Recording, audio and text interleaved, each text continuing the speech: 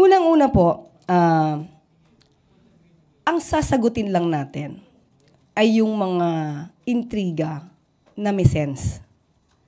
Kung wala naman, walang meaning, walang sense, hindi po natin to sasagutin. Okay?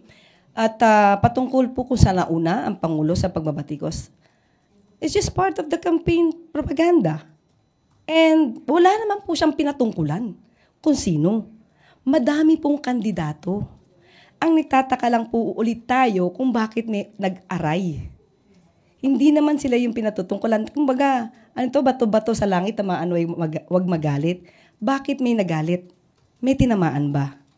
So, pag sinabi natin kasi, ito, we know na pag sinabi natin nag-deliver ng suka, nagbumili lang ng suka, hindi naman ito literally na suka.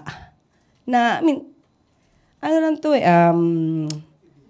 idiom. It's just an idiom. Na sinabi na, when you say nag-deliver ng suka, it means baguhan.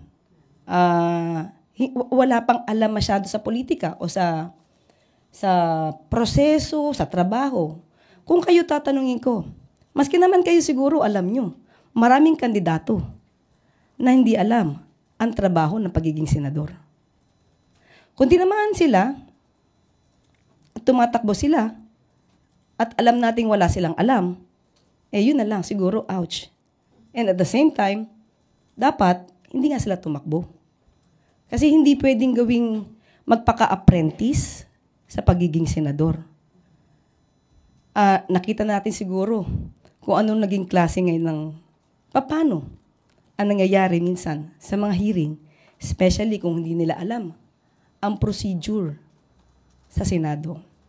Isang kawalan, sayang ang oras, kawalan ito sa pondo ng bayan.